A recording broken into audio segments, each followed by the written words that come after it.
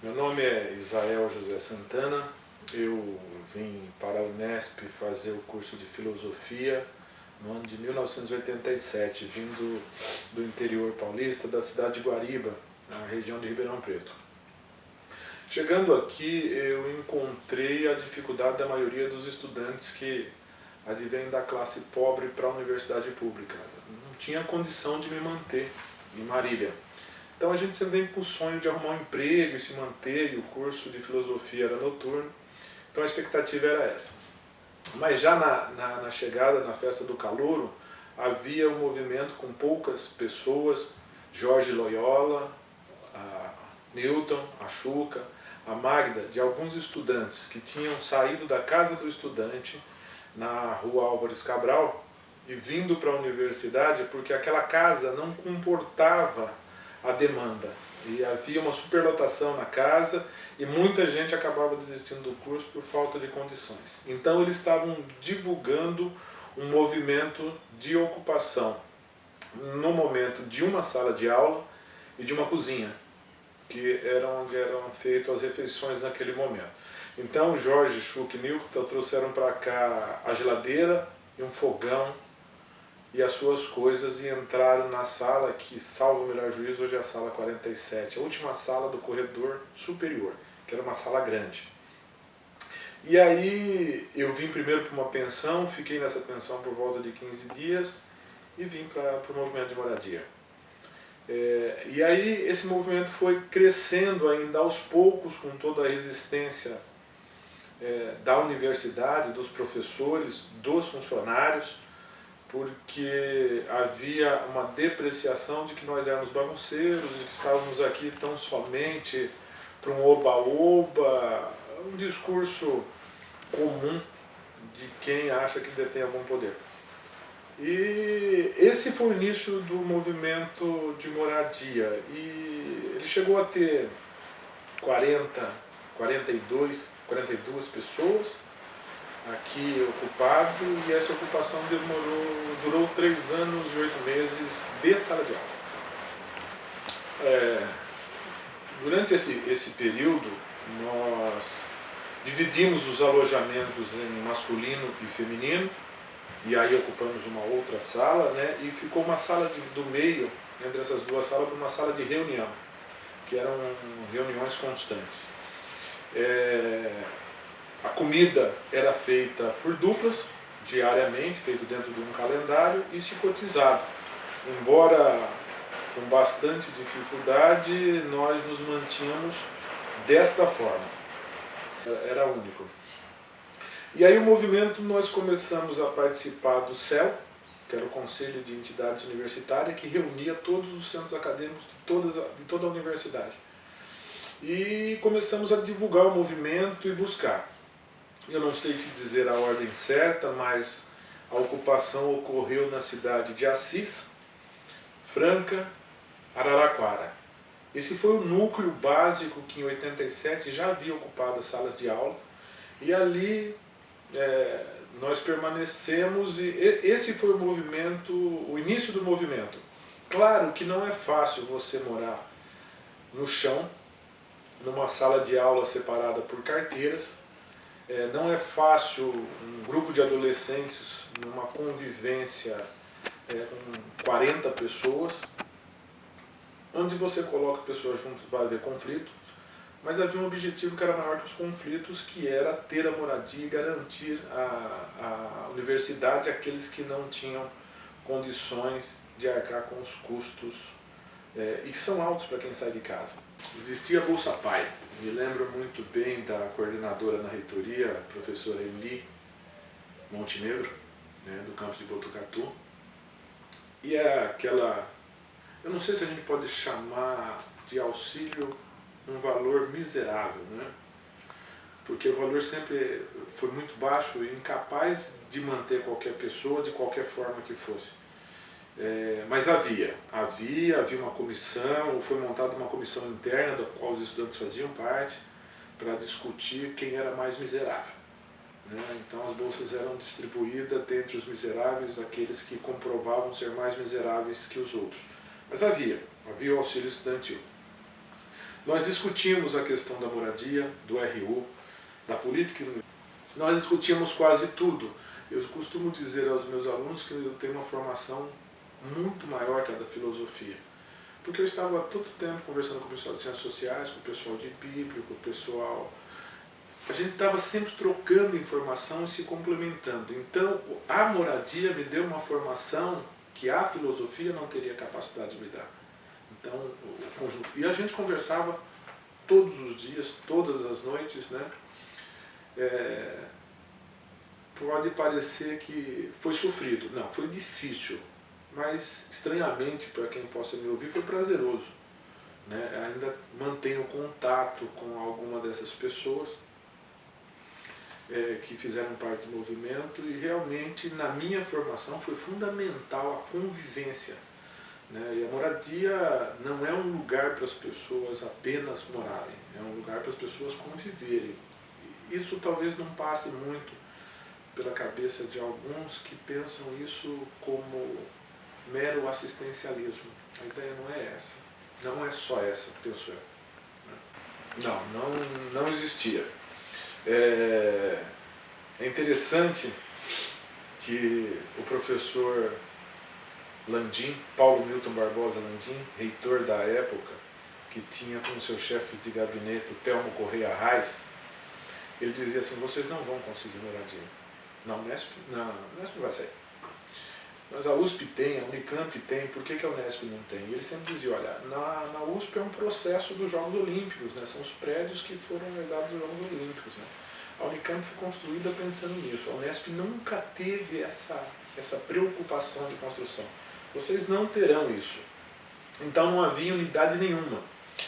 E nós somos uma universidade do interior, construída para atender o interior e com realidades diversas.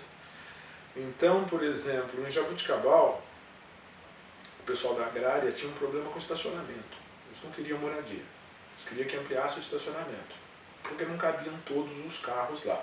A realidade deles era esta. A nossa realidade era moradia. Mas nós queríamos a moradia em todas as unidades. E ela foi sendo construída por partes, em algumas unidades, mas o projeto todas as unidades teriam a moradia estudantil. Mas ela começa em determinadas unidades, determinadas cidades que tenham... as construções, elas começaram por um bloco que envolvia Marília, Assis, Franca e, estranhamente, Araçatuba. Então foi isso, foi Marília, Assis, Araraquara, Franca e Araçatuba. Ficando de fora Rio Preto, que era uma unidade bastante forte. O pessoal da biologia era bastante combativo e bastante parceiro nesse processo de luta da moradia. Isso ocorreu em 90, salvo o melhor juízo. Eu precisaria olhar a placa. Aquela placa foi descerrada por mim pelo Landim, quando ele esteve aqui para a inauguração. E no momento em que saiu o processo de construção, houve uma proposta de que nós saíssemos e fôssemos morar em casas alugadas na cidade. A maioria das unidades aceitou essa proposta. Nós resistimos por um tempo, porque tudo que é público pode parar no meio. Então nós dissemos: olha, eles vão começar essa moradia e vão parar. Vão dizer que faltou verba, que faltou isso, e vão parar. E aí a gente não consegue mais retomar esse processo. E nós demoramos mais para sair, mas saímos.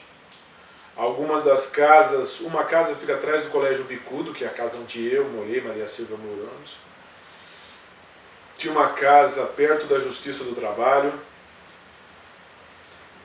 uma outra casa ali. Mas isso, queira ou não, aquela conversa, aquela convivência, ela foi partilhada ali, né? Tanto que nós éramos contra o muro entre as casas na moradia. Mas tem um muro lá, porque a gente sabe, não, convivemos dormimos no chão tanto tempo, não podemos dividir o quintal, mas teve o muro. O muro ficou lá. Podia ser derrubado, é verdade, passou. O processo do terreno foi o seguinte: eu era um dos defensores que fosse onde hoje está sendo construída uma clínica ali. Minha proposta é essa. A justificativa do reitor é que isso teria que ser desapropriado. Teria que ser desapropriado, não. Desmembrado, porque a moradia não poderia ficar dentro da universidade. Que era um processo técnico, não haveria problema nenhum com relação a isso. Na verdade, eles não queriam nós muito perto. Aí nos ofereceram alguns terrenos, né? Todos os terrenos maravilhosamente longe, né? Todos assim, parece presídio, bem longe da vista das pessoas. E o mais próximo era onde foi construído, apesar de ficar no meio de um cafezal, né? Tinha cafezal atrás, e onde hoje é o bairro era tudo cafezal, e tinha uma sede de uma fazenda ali, só. Então, hoje é um bairro, mas aquilo ali era um cafezal fechado, né? Para a gente chegar à moradia, quando íamos caminhando, tinha que atravessar o cafezal para chegar no fundo da moradia. A escolha do terreno se deu dessa forma, o que era mais próximo à universidade, mas não o que nós desejávamos. Só que aí já tinha aquele discurso: pô, agora vocês já têm a liberação do dinheiro, vocês já têm a moradia, agora vocês não vão aceitar porque vocês querem que seja aqui dentro, né? E aí aceitamos o bendito terreno, a distância, pessoal assediado, às vezes as meninas à noite, e aí não tinha ônibus para ir para lá. Aí tivemos que ocupar o ônibus, né? Ocupamos um ônibus aqui na frente, e fomos lá, conduzidos gentilmente à presença do prefeito e do gerente da empresa, numa reunião na prefeitura. E aí ficou combinado que o ônibus iria até a antiga Silvatur, que a gente atravessaria a pista e chegaria na moradia, em alguns horários, claro. E me lembro bem do Donizete, né? Olha, o ônibus não pode atravessar a pista. Alguns bairros, principalmente Santa Antonieta, coisa e tal, ele podia, mas aqui para os estudantes ele não podia. Mas eram todos os paliativos de um processo de luta. Então, a gente primeiro leva o ônibus até a Silvatur, depois nós levaremos o ônibus até a frente da moradia, né? E claro que não era interessante porque poucos estudantes, por interesse da empresa, mas a empresa precisa entender que ela tem um papel social. O transporte é um direito, faz parte dos direitos sociais, não é apenas para ser lucrativo, né? Capitalista não vai entender isso nunca. Não, porteiro tinha, o Zé Luiz era um companheiro, não sei se eu posso dizer isso, mas era um companheiro, a gente ficava lá batendo papo. Não posso falar que o Zé Luiz não tomava uma caipirinha às vezes com a gente, então tinha, o porteiro tinha, e até tiraram o Zé Luiz de lá, porque o Zé Luiz era muito parceiro nosso. O muro devia ter 50 centímetros de altura, menos de 1 metro, e era todo aberto, né? Era todo aberto. Aí plantaram lá uma planta, não sei se ela está lá ainda ou não, que provavelmente seria uma cerca-viva, né? Mas eu não vi elas crescerem. Quando deixei a moradia, elas ainda eram menores que o muro. Então o muro era baixo, tinha sim a guarita, tinha a guarda, provavelmente na intenção não de controlar as pessoas, mas de nos controlar. Eu acho que a ideia era mais nos controlar do que controlar a moradia, porque um vigilante ali na frente não ia controlar 4 lados, né? O fundo, a frente, né? Eu estou dizendo que penso eu que o vigia era mais para dar informação do que estava acontecendo lá do que de fato guardar alguma coisa. Houve uma fase aqui de ocupação, que as reuniões eram diárias. E reunião é uma coisa cansativa, sempre às madrugadas, né? Como eu já relatei numa outra situação, nós tínhamos policiais infiltrados.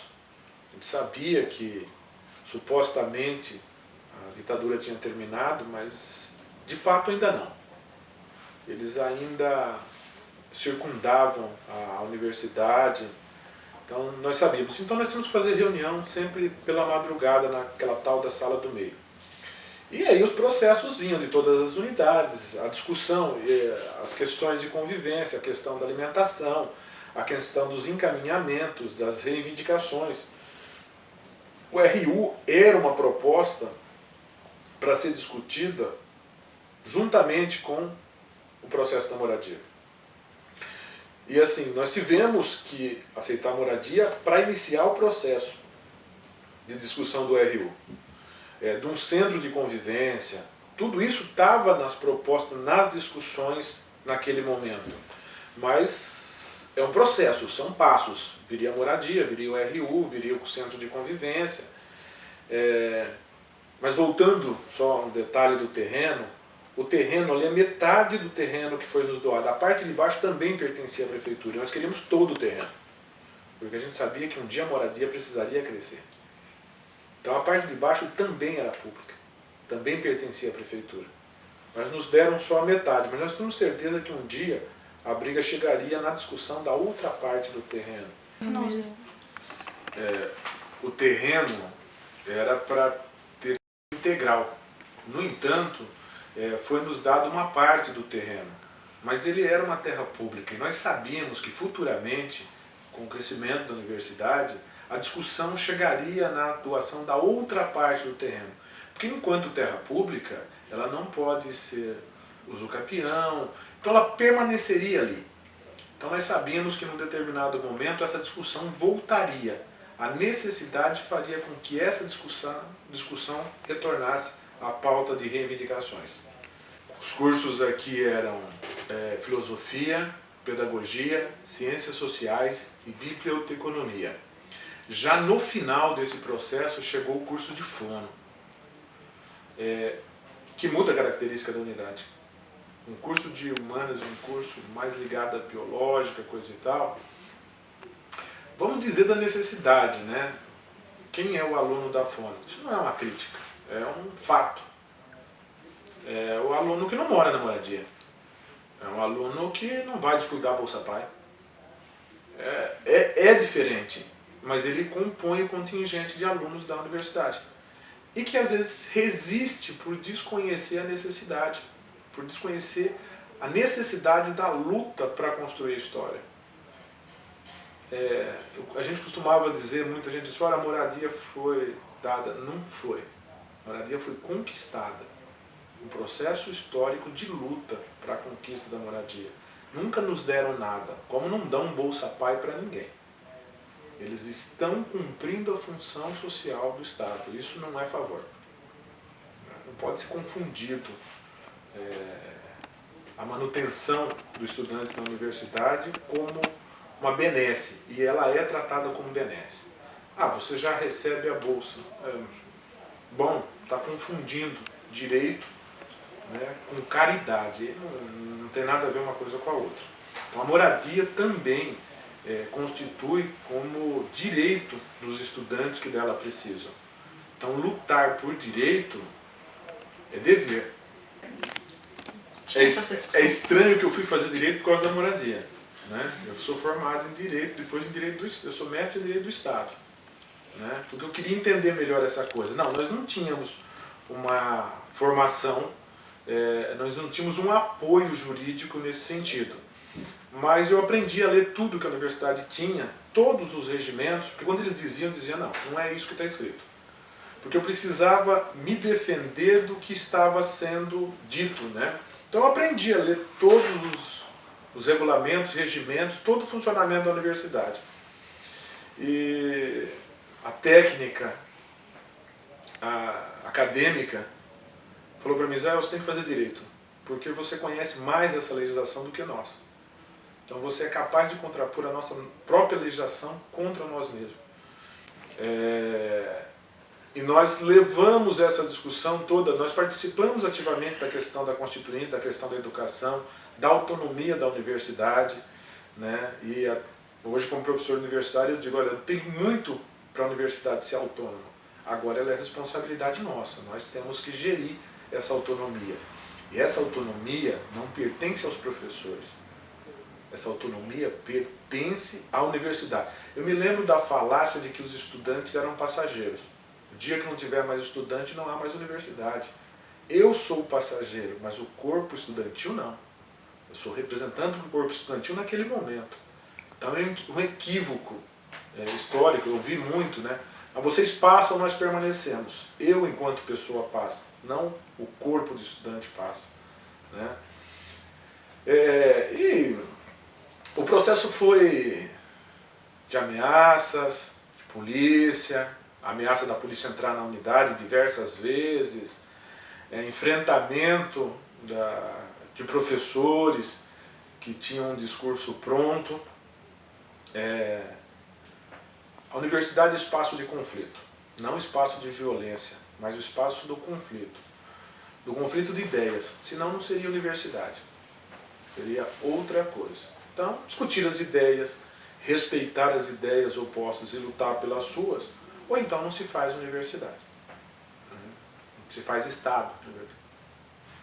Faço questão de lembrar o professor que morreu ano passado, Márcio Teixeira, ex-diretor da unidade de Presidente Prudente, da Geografia, que à época escreveu uma carta dizendo que os professores deviam deixar a seu mundinho de comodidades e apoiar os alunos e partirem também para a luta. Era um daqueles que encampou a luta e apoiou a luta por moradia, contrariando todos aqueles que querem que as coisas permaneçam como estão, até a aposentadoria. Nós não tínhamos a saúde aqui, nós tínhamos a fono começando, né? Primeira turma de fono, a segunda... A turma do Heraldo, né? Heraldo era aluno, né? Nós não tínhamos. Claro, eu fiz diversos amigos na fono, porque a política determina isso. Você não precisa ser inimigo. Você precisa explicar o seu ponto de vista, ouvir o ponto de vista do outro. O pessoal da fono nunca morou, acho que nem conheceu a moradia, nunca passou nem na frente. Não, minto, a Isabel, que não conseguiu terminar o curso de fono, esteve lá uma vez. É isso, né? É assim, você não pode imaginar um sujeito descolando a história de vida dele. Sujeito que nunca passou necessidade não vai entender a necessidade do outro. Ninguém vive só de teoria. Então, naquele momento, a fono, nós tínhamos um pouco de resistência na pedagogia, né? Basicamente era a resistência que a gente tinha. O processo de ocupação é um processo de incomodar. Não vai incomodar ninguém morando no cemitério, né? Ou seria um prazer para eles se a gente ocupasse o cemitério. Não vamos incomodar ninguém, né? A ocupação tem como pressuposto trazer a discussão, a necessidade e causar um desequilíbrio nas relações. Ou então, você não vai incomodar ninguém, nada vai mudar. Então, você está atrapalhando, o pessoal não está tendo aula. A ideia é essa. A ideia é trazer essa discussão toda. Porque quando todo mundo estiver tendo aula, construindo um suposto conhecimento científico dissociado da realidade, não serve para nada. É estranho, porque diversas vezes, né, você me perguntou sobre greve. Nós paramos porque os professores pararam. E essas aulas foram repostas, nós tivemos aula, eu não senti que a minha formação tenha sido deficiente, nem por eu ter morado aqui, pelo contrário, acho que ela foi complementada, como não acho que as greves dos professores por melhores salários tenham influenciado na minha formação de forma negativa. Acho que se é legitimado a greve na Constituição, é porque ela deve ser exercida, ou então ela não seria um direito. Então, todo o processo de negociação da moradia junto ao governo estadual, discussão da Constituinte, discussão da ampliação, discussão da encampação de Bauru, a revitalização do DCE, e assim, eu tenho acompanhado a questão da ocupação. Eu sinto que 87 e 88 está acontecendo outra vez. De novo, nós não podemos cometer, ou vocês não podem cometer o erro de não formar novas lideranças. Porque quando as lideranças se formam, o movimento morre. Então as lideranças têm que ser um objetivo, e a gente tinha isso muito claro.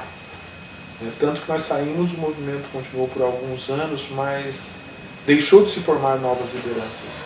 E aí o movimento, desmobilizar o movimento é o sonho de todo reitor.